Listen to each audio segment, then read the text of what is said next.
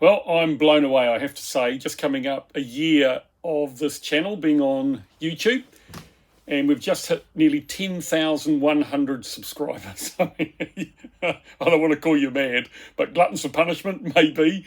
So 10,100 subscribers, 1.4 million nearly views, and 300,000 hours of watching. I'm pretty gobsmacked, to be honest. It sort of started out, I just wanted to keep this chronicle of our journey and our adventure going from Turkey to New Zealand, and the best way to do it is on YouTube. It's in date order. You've edited everything, put it out there, and it's there for me to watch in the future, but I'm just blown away by how many other people are interested in watching it. It took a big jump with the grounding. Not surprising in a way. I guess, when something goes wrong, it creates a bit more interest. But anyway, we've had a lot of comments about the length of each episode. I think the vast majority of people enjoy the longer format rather than the shorter.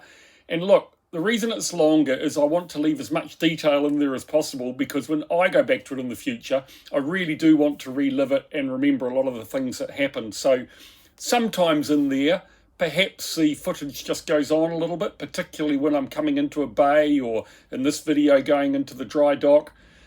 But anyway, I know you all know how to fast forward if you need to, so I'll keep doing that at this stage. Another stuff up from Mark.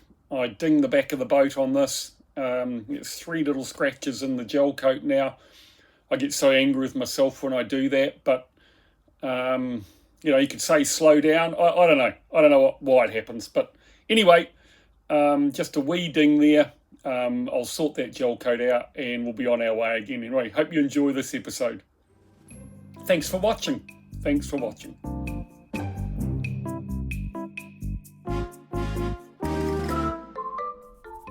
Well, good afternoon, and it is Wednesday the 29th of January.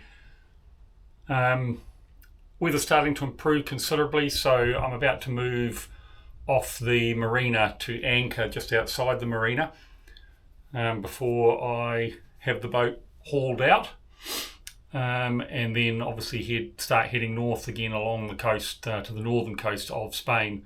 So before I go though, I want to just check the impeller, or the impellers, just to make sure that there wasn't too much or any sand collected when we grounded, because obviously that could damage the impellers. So I think it's well worth checking that. And while I'm at it, I'm going to just replace all 4 anodes on the engines. If you remember last time, they were just getting down a little bit. I thought this is a good chance to do that. So when I'm shutting down the seacocks, I just cover up the helm station with a towel, and then obviously if I come to start the boat again, I know that I've got to check very carefully that the seacocks are in fact open. So anyway, we'll get going on that. I've changed the lines around outside so that effectively the stern line, the bow line, I can just bring those in from the bow and from the stern. Once I've started the engines, I'll use the midship springer to hold the boat on the quayside, and then I'll just be able to slip that and head away. And as you could see up here where we came in, it was a great place to be. We're on the 20 metre berth, not the 16 metre berth, but there's no 20 metre boats in at the moment. Effectively, I've got a wind on the bow, and then I can just head straight out, and I'm going to be anchoring just out there to the north. All looking good. Okie dokie, so there is the seacock on the port engine closed, seacock on the starboard engine closed, and I'm just going to now take the strainer baskets out and give them a clean before we head off as well. Should be a good sign if there's any sand around, it'll be in the bottom of there. So 17mm socket does that. Alright, as we take these off and the pressure of the seal breaks, we get the seawater out of the engine running back through and out, which is great because that makes it ready for me to take the impeller off also and check that. So here comes the basket out.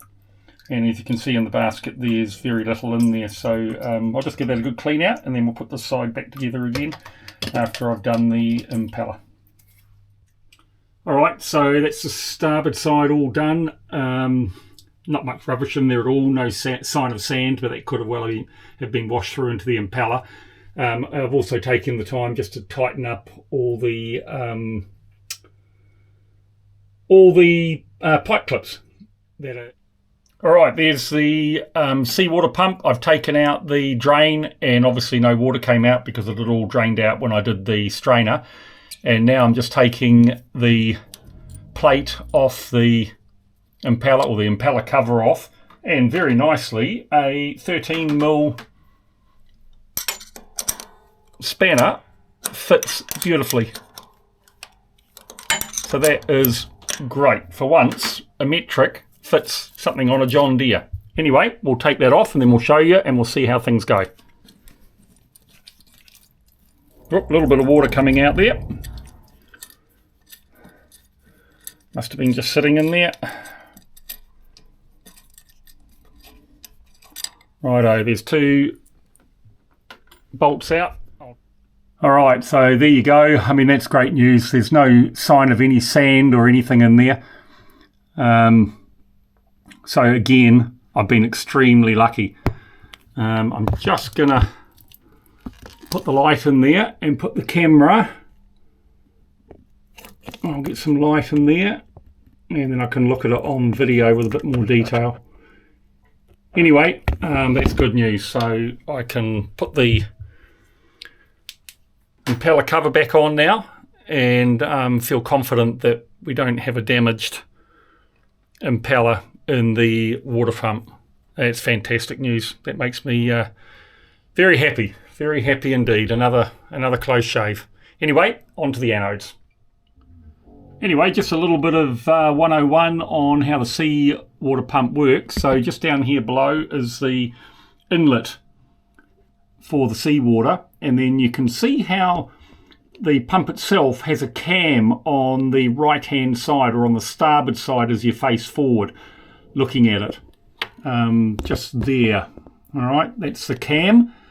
So as the water comes in just below that cam, it starts getting compressed, and then once it gets up to the top of the pump, which is there, it's got somewhere to go, so it fires out of there, and then the pump effectively stops working as those impeller blades get slightly bent on the cam, and then it starts sucking again down the bottom. So we've got this is the plate, and the plate's got the cam part, the inlet part, and inlet. I think it actually means cam, inlet, outlet, but anyway, yeah, that's how it goes on. So let's put it back together. Alright, so here are the anodes for the heat exchanger. That's what the seawater goes through to cool the engine, and obviously the idea of the anodes is to be sacrificial, get worn out, and then it doesn't attack the engine. Anyway, they're getting to the point now, I think, where it's time to replace them. I'm happy to do that. If you remember, I got the replacement anodes when I was back in New Zealand. I just want to check that they fit this brass head and are the right length. Otherwise, I'm going to have to adjust those before I can replace them. Anyway, yeah, it'd be good to see those changed. Right, here are the 4 anodes, and that needs to go in there. So I'll just use the crescent and the vice grips to remove that, and we'll put the next one in. Alright, here's the old one out. Bum. They don't fit. That is annoying. Wow. Okay, so that's really weird, because there is the nut off the replacement anodes I got from John Deere, and that's got a 5/8 screw thread on it. Now, I thought when I went home, I very clearly checked with the supplier that we had the right thread, so I thought I'd better go and check it. Well, I've gone to have a look, and the old John Deere anode thread is not 5/8, it's much smaller. So the 12 anodes that I got actually fit beautifully. I just couldn't understand how we'd got it so wrong because we did the measurements on the phone when I ordered them. So anyway, there we go. They work. So it's down now to replace the anodes. How cool is that? Always an answer. Always an answer. All right, so rather weirdly, you take out the second anode and that's absolutely fine. Really strange. They're definitely a little bit thicker and a little bit shorter than the ones I'm putting back in. But, oh, and actually, no, they probably are the same thickness. Yeah. That is really weird. Maybe someone can explain that, why the anode on one side is almost completely decimated, but the other one's still okay. But I will knock this apart because, as we all know from previous times, it can look okay, but when you try and clean this up, it disintegrates down well beyond it. So we may yet replace it. Who knows? But we'll go to the other engine. Okay, so anode's all connected up again. That one's got one of the old ones and a new one. And the port engine has two new ones. So just going to open both seacocks. There we go. There's that seacock open. And the starboard engine seacock open. Probably doesn't put much pressure there, but when I start the engines, I'll come down and check that we don't have any leaks on the seawater pump and that the anodes aren't leaking. But hey, job well done, job well done. Okay, so I'm moving out of the marina, going to go and anchor just outside. I'll be there until Monday or Tuesday. Weather's looking good from here on in. Quite a process getting all the lines set up because I had 6 lines on to cater for the strong wind we had. So now I've had to adjust everything so that effectively I can put forward starboard engine to idle and port tiller and just hold us on the quayside while I get rid of the bow line and the stern line, and then I can just take the power off and we can go into idle, and I should be able to go back enough just to get the other line off. Got the bow thruster ready to go. I've checked forward and back. I've checked that the seacocks are on, so pretty much ready to go.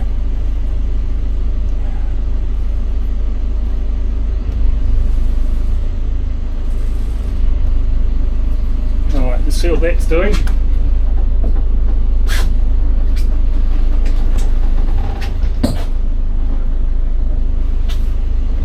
Yeah, that's good, that works well. A little bit of bow thruster, just come forward nice and steadily. That should just hold me there.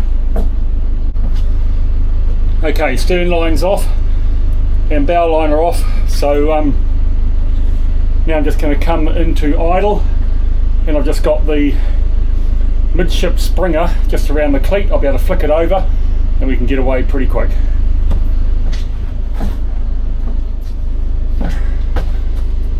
Okay, so that's that done.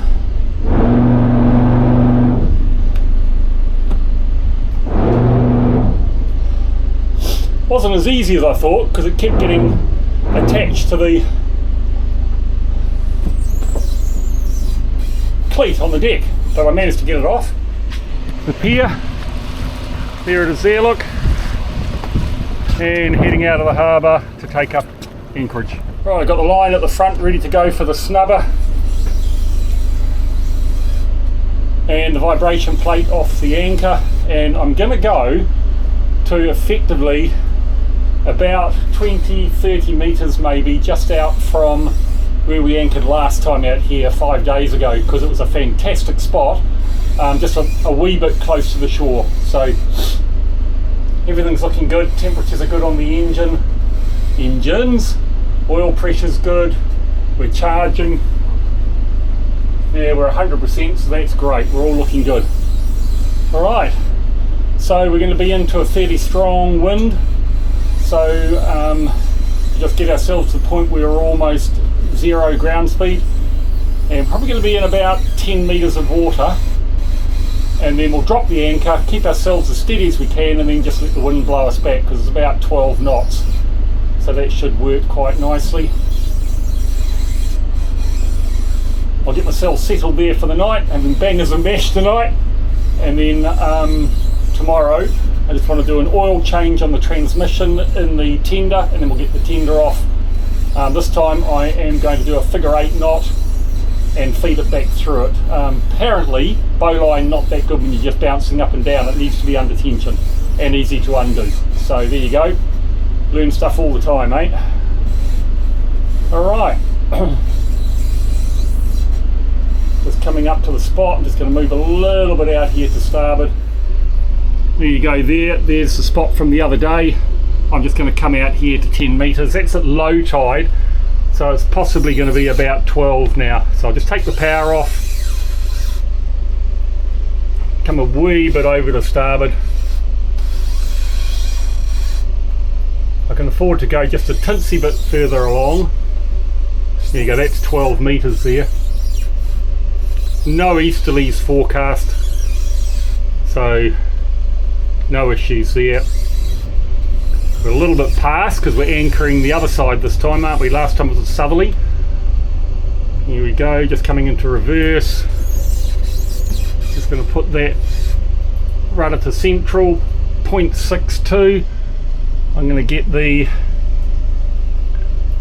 settings, alarms, navigation, anchor drag. We had 50 metres set.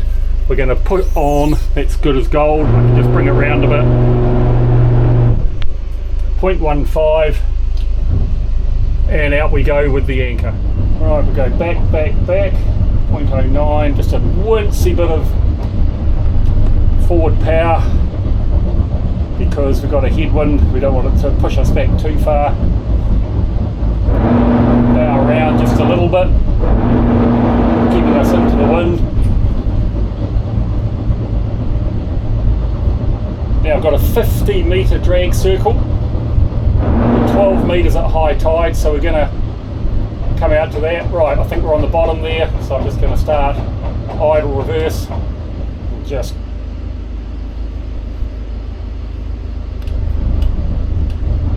right, there we go. You can normally tell with the chains on the bottom because it goes all loose obviously as it's coming out of the, there we go, it's tightened up again.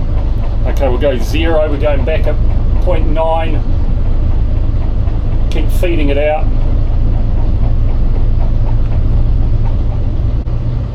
Right, let's see what happens there. Okay, still going back. Yeah, definitely bounced forward there, that was a mistake. Right, I think it's just taking up the tension there. I want to let a little bit more out. I want to come back to at least 40 metres. Remember, we're going to put the snubber out, so that'll put about another 3 metres out. Showing 0 there, we'll just come back a little bit. Ground speed that was, 0 ground speed. Okay, I'm just going to pop out and have a look. We'll just have a look at where the tension, notice the line at the front here, that's for the snubber. There we go, see that? A little bit of tension on the chain. So I would say we've got all the chain in a straight line now. So I'm just going to let a little bit more out. At the moment we're not quite up to that 40-45 metre mark. Right, let's just go to there. Tiny wee bit of reverse. Yeah, bounced a little bit, so there we go. Let's see what that does. See there, coming back towards the edge of the circle now. Not too worried about being an absolute straight line at this stage. That's where we dropped it, but that's where we bounced forward for. So we went about 10 metres forward, which is not ideal. And I think that was because, there you go, the bow just moved around to the port. So that means tension's on. I'm going to let a little bit more out. Just a little bit of start of aft. Right, we've got both engines in idle reverse. I'm checking 2 things out to the side there to see if they're holding in the same position. They are. The ground speed's dropping. We're moving around a little bit, so it does show a little bit of ground speed. we go, look at that. So basically zero. You see it's gone tight and it's now sitting against the chain, and we're about 45 meters. So I'm happy with that. Forward it is. Shut down both engines. And we get as many electrics off as we can, because now we're into saving power, aren't we? Powering off. We get the pumps all off, and then I'm going to go outside and put the snubber on. Right, there we are. Safely at anchor. We'll now monitor that for the next 3 or 4 hours just to be confident that we're holding position well. Oh, excuse me. Job well done. So you are customs, huh? Yeah, Spanish customs. And you live here or in Vigo? Yeah, no, in Muros. I love Muros. Yeah? Oh. It's very quiet, no? Yeah, but it's got a heart. Ah, yeah, because it's small. Yeah. The people is very.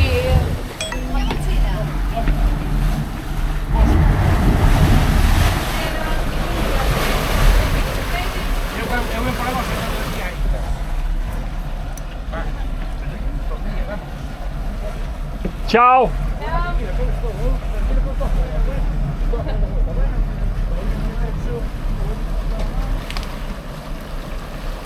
What nice people. Okay, so they've done a check on the boat, filled out the form, given me a copy, and told me that if I get any other customs come on board to just show them this, and that will be it. They didn't want to inspect the boat. Ciao.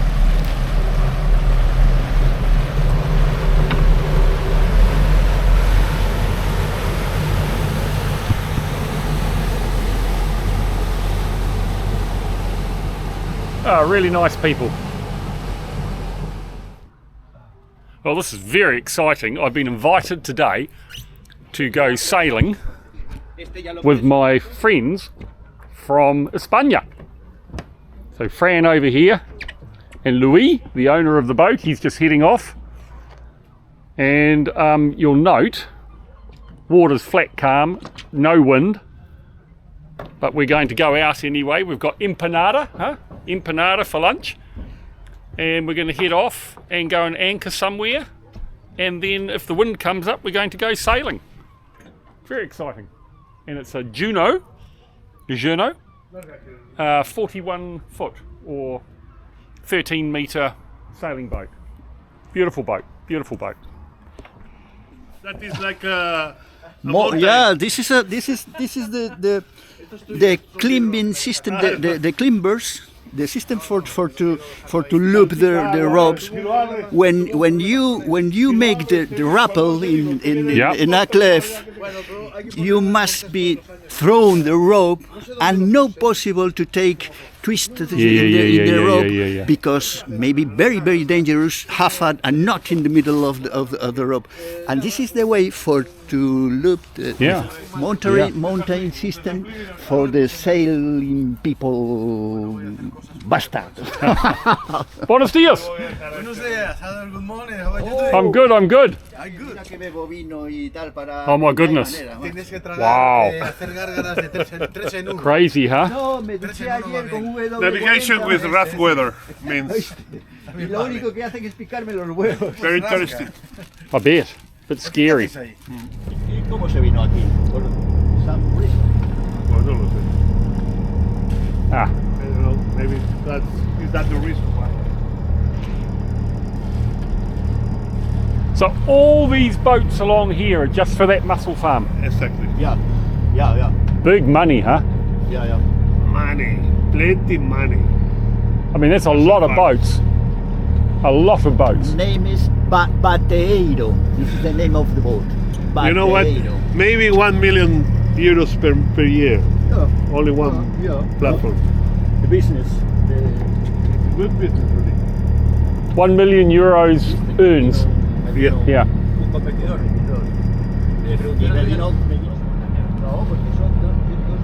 Si está parado, no. Lo construyó Turquía, lo sacó. O sea, el barco no viene de.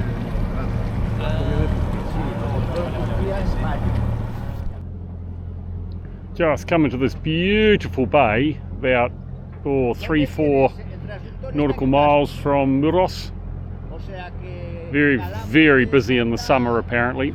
This is called San Francisco Beach over here. Beach over the far side. No wind though, so we're just popping in here. We are going to drop the anchor, and then we are going to have... Well, there's something strange happening on this boat. There's something strange happening on this boat. What is strange? Big white thing's going to go out. The sail. The sail. Yeah. The sail is strange in your boat. Yeah, very strange. In your boat. Yeah, In your boat. Here we go. Look at this. Oh, ho, ho. Nothing can stop us.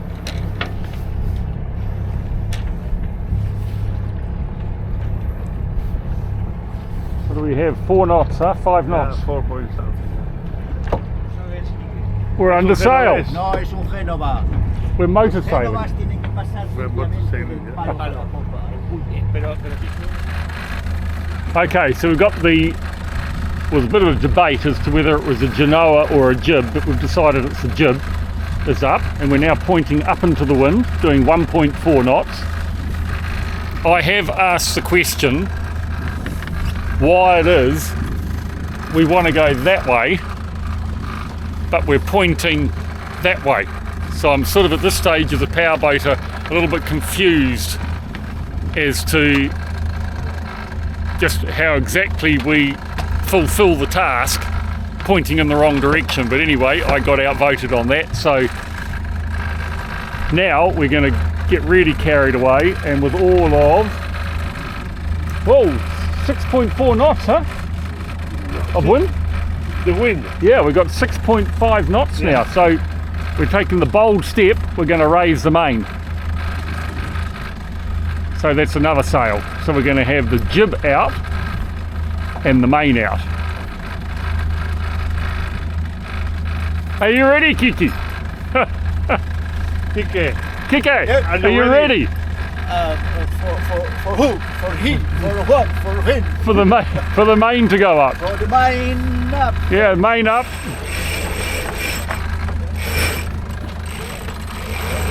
Espera un momento, Kike. Sí, apró cuando gobierne.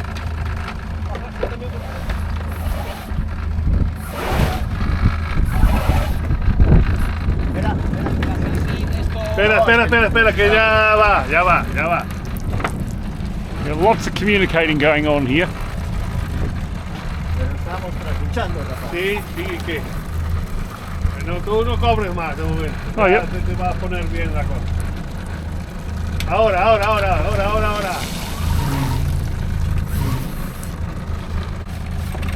Here we go. Gonna get a winch to help. Es eléctrico, ¿eh? ¿Qué? El winch.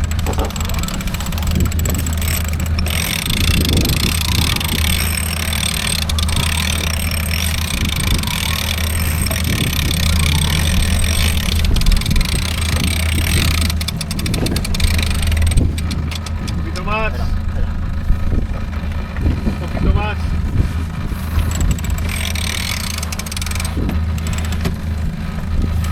Well, ahí está. Bueno, pues ahora hay que dar la vuelta completa otra vez. well, back from our little adventure, we got up to 4.2 knots.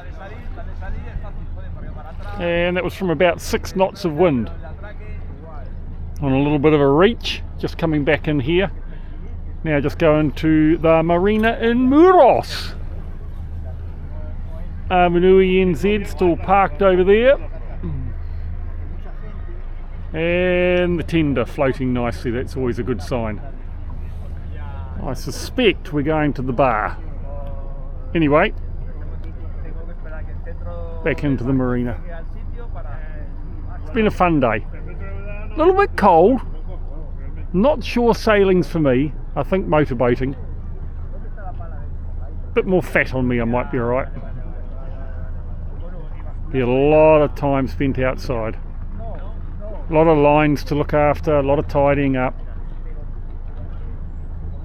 Good fun though, good fun.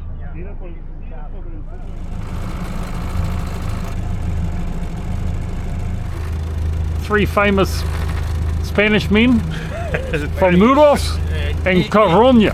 Spanish Navy men. Ajá. Este va a ir al fondo. La princesa esa. La princesa. Louis, Kiko, Kiki, Kike. Kike, Louis, Kike, and Henry, Frank. for you. Will be Henry. Henri, Enrique. Henri. ¿Oíste? En Tanzania los tenía todos impresionados. Midship. Que parecía que estabas pasado. Absolutely gorgeous day today. It's Monday. Look at that. That is a Dutch trimast. What's that? It's a square rigger anyway, so I'm assuming it's Navy. Popped in here. They're getting some divers underneath for some reason. But oh, look at these dolphins coming over. There you go, look.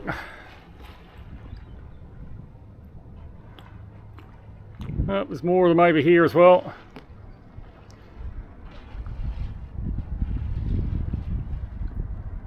Wonder if there's any babies in there. Normally when they get into bays like this, there's a few babies around. Let's see. See if the bubbers pop up. No. See if they come over and say hello. Oh, there was a bubba. There was a little baby. Last year's pup, eh?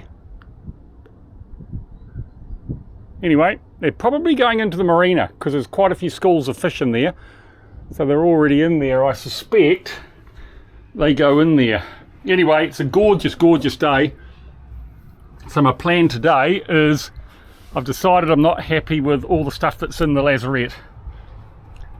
You know, after what happened and the unexpected happening, I'm not sure it's a good idea having all that stuff in there. And potentially in really rough weather, it could do damage. You've got pumps down there, hydraulics, rudder controls, autopilot controls, electrical. It's just too busy an area for my liking. So what I'm doing, I don't know where those dolphins have gone. Actually, that's weird. They've disappeared. Anyway, oh, hang on, I heard a splash. No.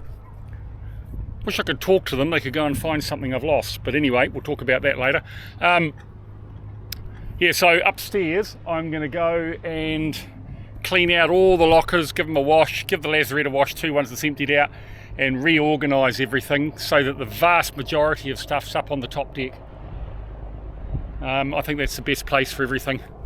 It's safe up there. There's plenty of storage. I'll bring the suitcase out, put that down in the cabin.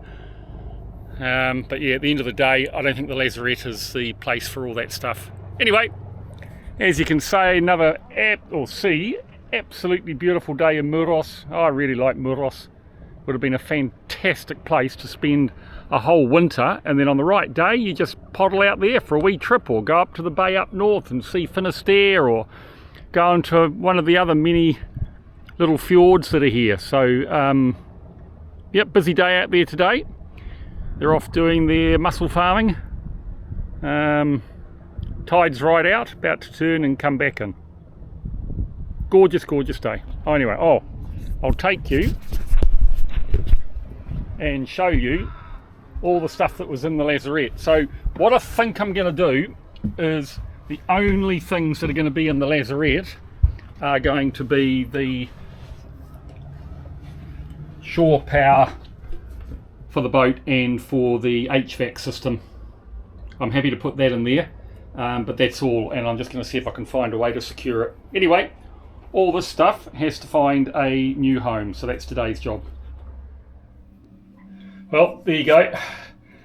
Lazarette's all cleaned out, put a couple of tie downs on for the cables, and basically the lazarette is all clear now, so I feel a lot better about that. Yeah, nothing can go around in here and get in the way, and it makes it easy to work in here. So lights out, well done. And don't have a light in here, but there's all the chemicals over the back. Got the suitcases there, all the swimming gear, the stern line, and the spares for the water maker, and all the poles. So that is all up in the top deck, and hose stays there because I freshwater rinse the outboard when it comes up. In there we've got the strop lines, so that's good, that can be all closed up. And the cupboard over there is the cover for the tender, and in there's just a whole lot of odds and sods. Feel really good, it's great. What a gorgeous morning in Muros. Just beautiful. Day 3 of absolutely calm. It is Wednesday. No. Yeah, Wednesday morning here. No, Tuesday morning here. Yeah, it's Tuesday morning here. So the 4th. Wow. Yeah, absolutely beautiful. Absolutely beautiful. Be a great place to overwinter actually for anybody interested. Marina is very, very cheap, 24 euros a night. But if you're here for a month, much cheaper. So if you're here for 3 months, it'd be fantastic. And absolutely beautiful cruising grounds all around here on those days that are nice. Very special, very special.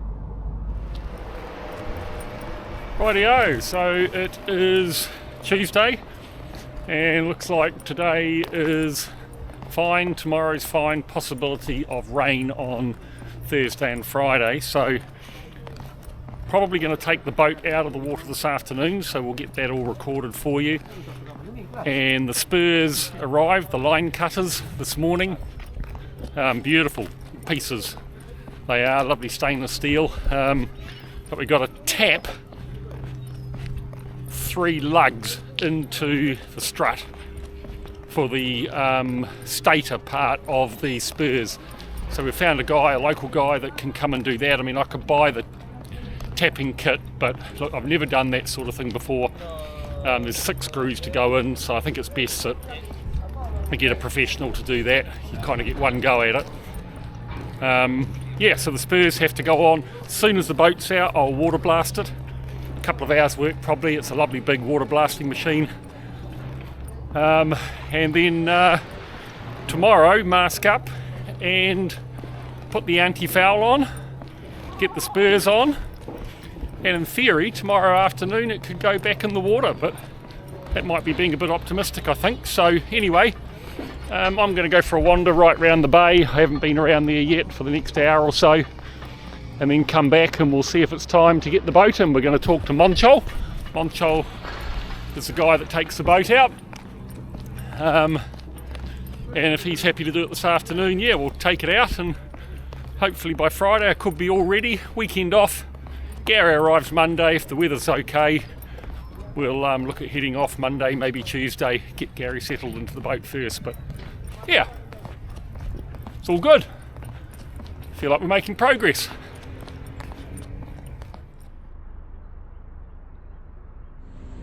Okie dokie, big day today. We are going to haul the boat out. So we've got a camera out the front, we've got the camera over here.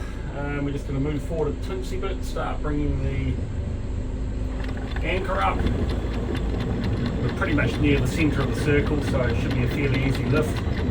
Obviously just go out and check when it comes up that I don't have anything hooked onto it, because there's a lot of debris around here. Yeah, so big day. We're going to go and have the boat lifted out. I'm going to water blast it. But the main reason, or the reason it's coming out, is because we're putting the line cutters on. I'm just not happy to carry on along the coast without decent line cutters. And they arrived yesterday, courtesy of Nordhavn, fantastic. You'll get those on. We've got to, forgotten the term for it now, into the brass. We've got to drill some holes and then tap it, yeah, for the fittings. And the fittings that came from the States are metric.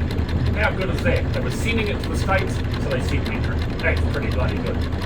Anyway, it is Wednesday morning, 5th of February, 9 o'clock in the morning. I'm going to go and pick Fran up in the marina.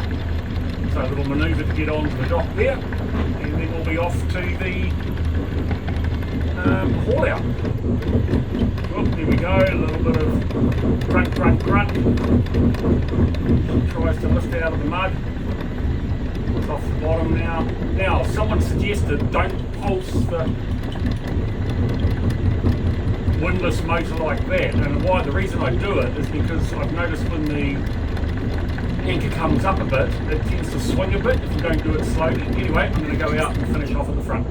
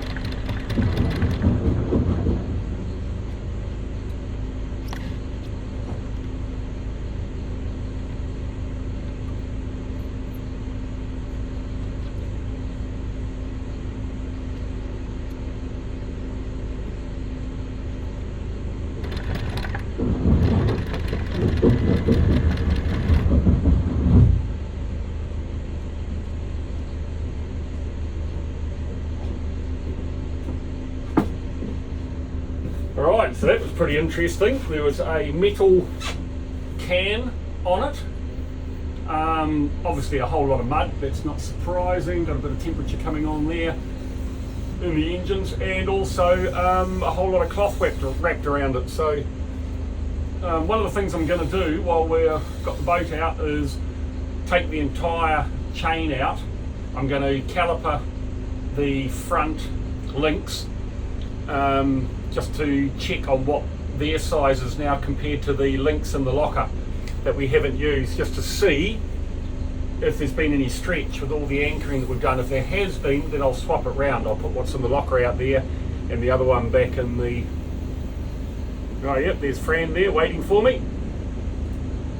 That was suggested to me by my super yacht captain, retired. So another good thing to learn. Okay, you want to change the drag alarm, we'll turn that off.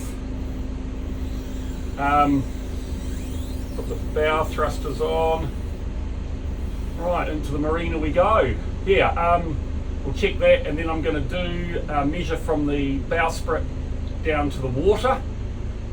Put a mark on for that, and then go 5 metres, 10 metres, 20, 30, 40, 50, and maybe 60 with some paint. So yeah, get some good little jobs done actually. All fishing boats going out here, bit of nice weather, sun's just popping up above the hills, pretty much at high tide.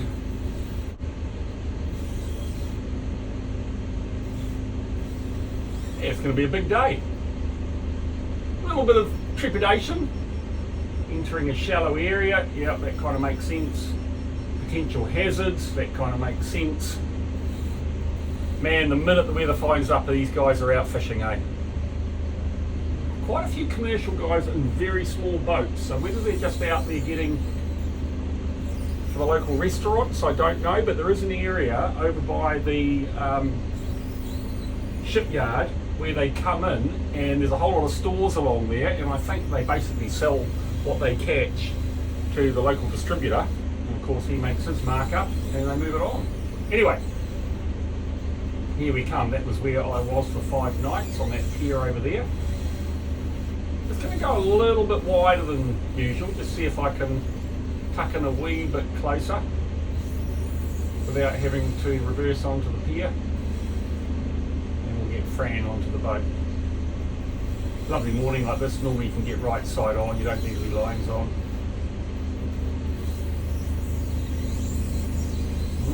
Guy off on the right side here, local fishermen, as always, they love their fishing.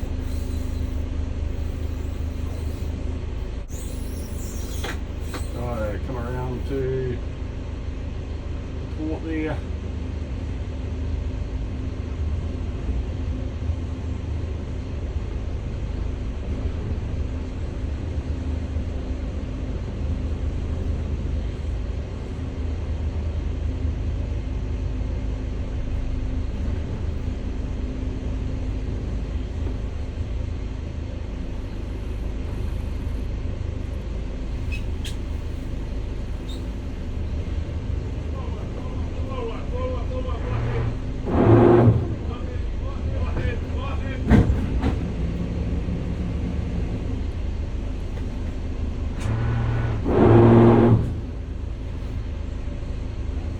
Okay?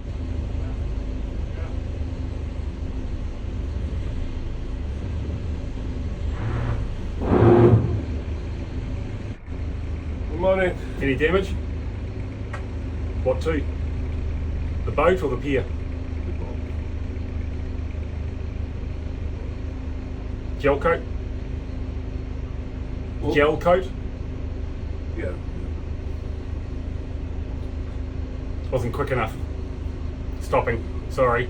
But roll ahead. Yeah. Like the straight. Yeah. Not Yeah. not with the rudder. Much damage? No, not much, but damage.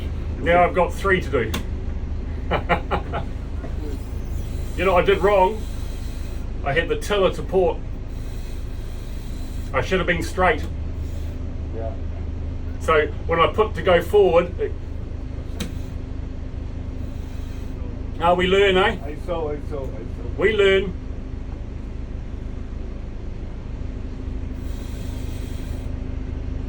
Nice day, huh? Yeah. So just got to make sure that when those strops go under the boat, that they stay clear of the stabilisers, because we do not need any more drama with stabilisers. There's Fran at the front. He's been a lot of help, actually. Been fantastic help. Really nice guy. Retired fisherman, commercial fisherman from all up the African coast right down to South Africa. Done survey work in the Mediterranean. There he goes. Got the treble lift in place. Now he's going to lower the cradle. They wrap plastic around the bottom of the cradle there so that it doesn't damage the boat.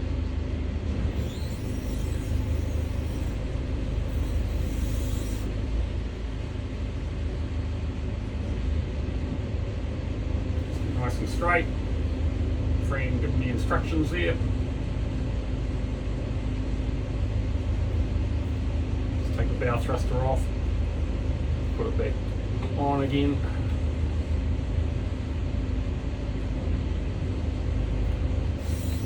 Right, big thing here is get that tiller in the middle, and then we'll just use the engines and the bow thruster to keep it straight.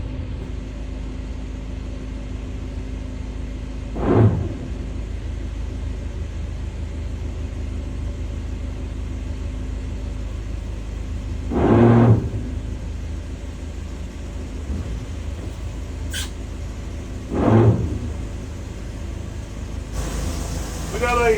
No, primer. Push them. Stop.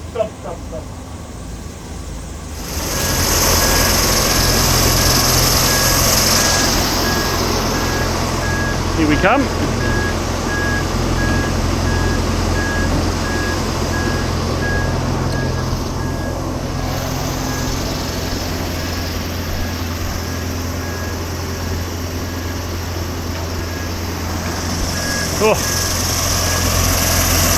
Oh, it's a little bit nerve-wracking.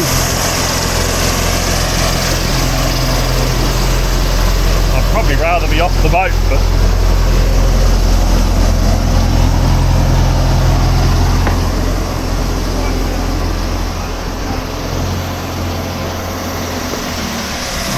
well, there we go.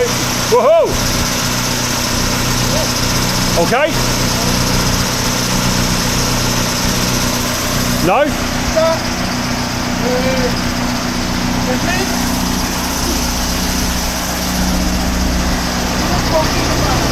So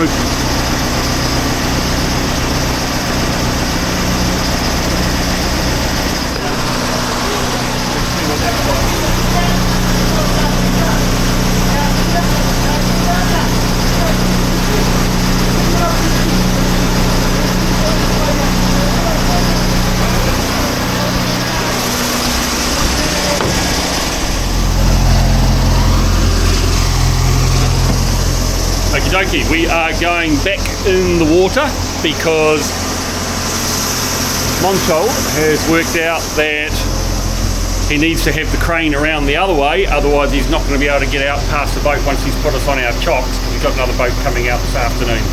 So back in the water we go, uncradle, and he will turn the crane around and come in the other side. Always takes longer than you think. You sure? Okay, starting the engine.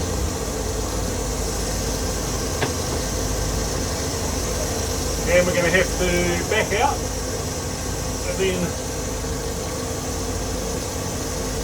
come back in again.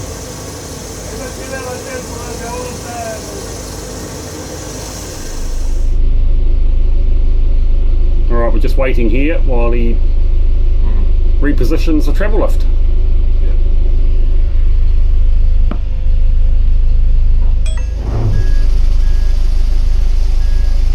Okay, here we come in again.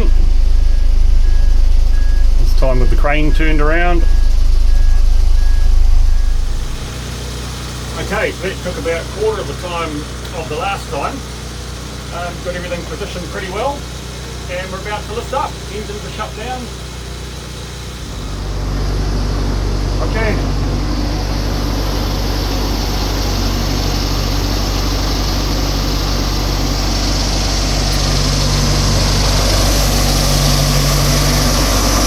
Hello, Moncho!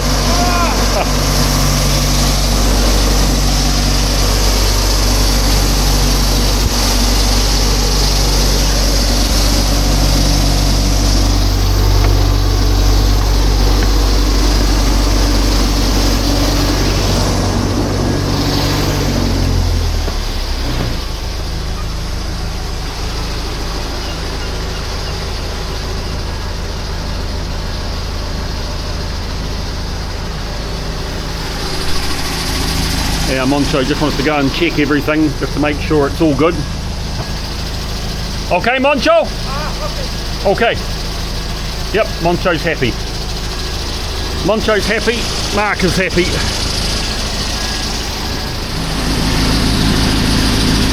Well, it's the first time Awanui NZ has seen dry land in a year, nearly.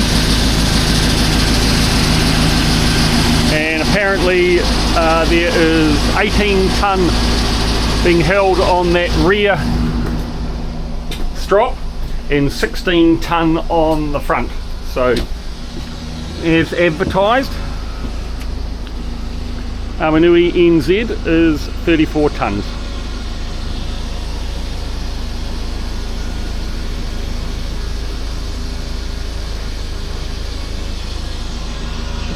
Big day water blasting to do.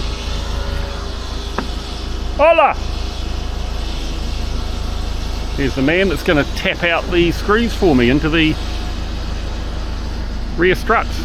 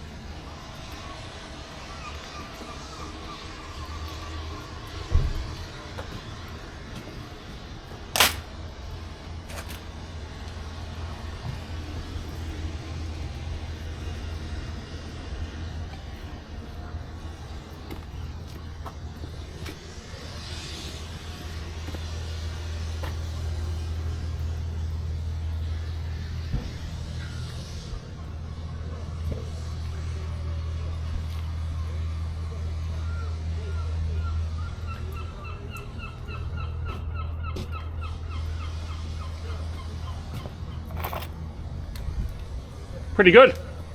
Yeah. It's not dirty, eh? not too dark.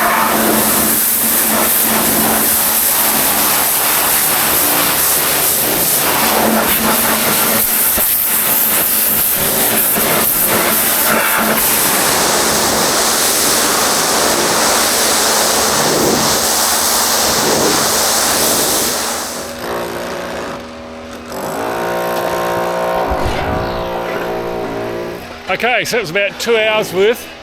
The anti-foul's good actually. It really doesn't need redoing again, but I'm going to put one coat on.